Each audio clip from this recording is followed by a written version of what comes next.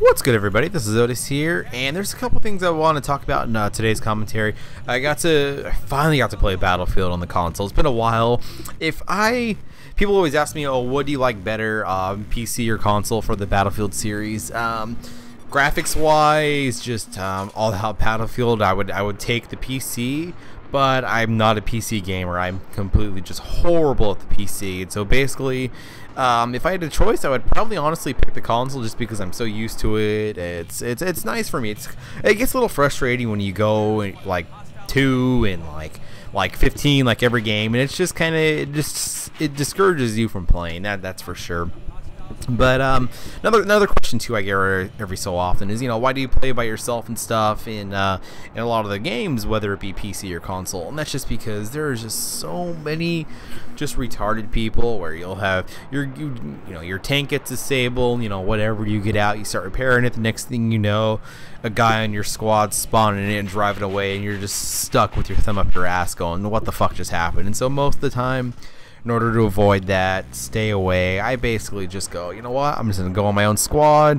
Any friends that are on, they can happen, and if they want to play with me, they can go join my squad, and it's just think it's a lot better and a lot more efficient for me to run by myself sometimes than to go with 3 or 4 random retards, which is I would call them the RRs, and just screw around. Overall, this game I went like 9-2, got a bunch of disables. The enemy team was horrible in the air. I mean, I'm pretty bad myself, and I know with my 2 deaths, they could have been avoidable, both of them. The first one was coming up pretty soon, and he was using heat seekers, and he just was running straight towards me, and I thought I could gun him before he got to me, but I destroyed him about a half a second before I ended up running into him, and so I at least got a kill.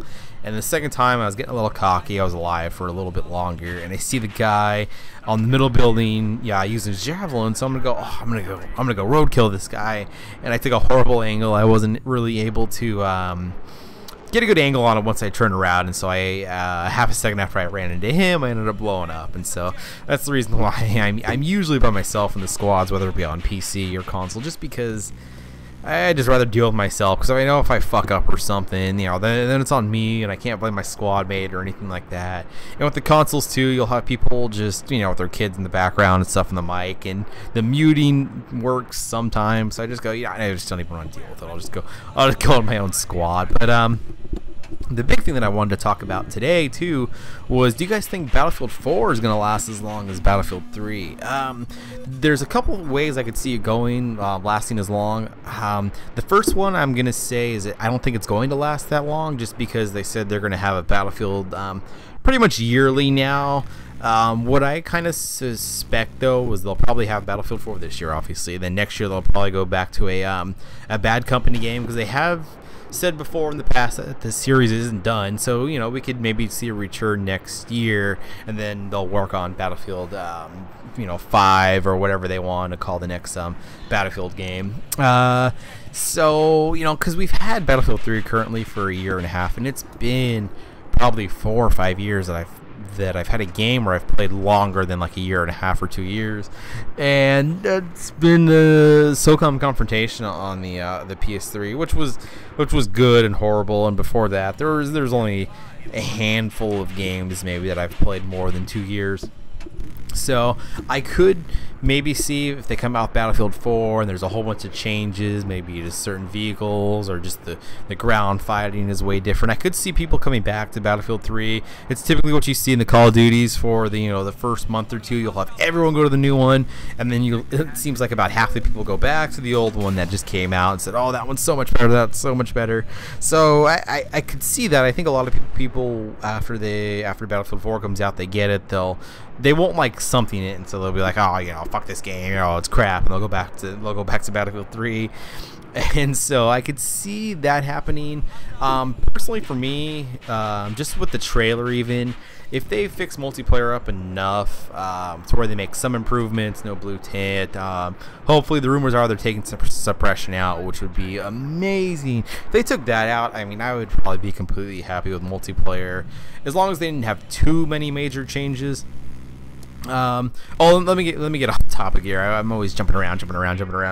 And so a lot of people say, you know, oh, you've got to get like 100 kills like in an airplane and do good for your team. You don't necessarily need to do good.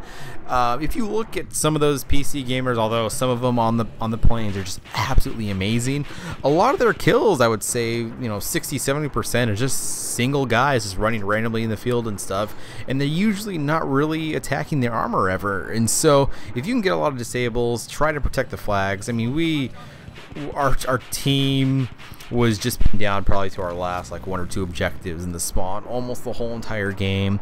So I mean, there's not really much you can do as a pilot. You can go do a strafing run. Yeah, you'll disable a vehicle, they'll get out, and sometimes, you know, on your next strafing run back around, you'll be able to take some more out. But yeah, it's just kind of unfortunate. But I don't know. I don't think Battlefield 4 will last as long, just because if they do it the yearly, then it'll be kind of interesting how they're going to do the Battlefield series after Battlefield 4 comes out, depending if they're going to stay with the Frostbite engine or keep improving it. Because I know with each of the DLCs, you could tell with the Frostbite engine it was getting a little bit better. Oh, here's the roadkill. You could tell it wasn't lined up just enough, and yeah, it's me just screwing around, getting cocky, going, oh, I can kill these guys and stuff. But I know a little bit earlier there was one of the enemy planes going after our plane, and so I tried to shoot him for a second, and he just goes straight nose dives into the ground. I go,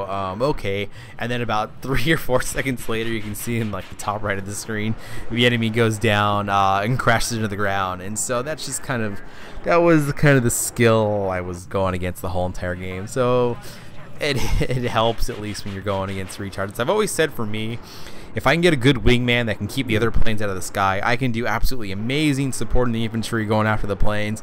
But the second you have that error to air combat, typically I'll lose. I'm pretty bad in a plane. It's probably like definitely my worst vehicles. I mean, that's hands down. That's that's given.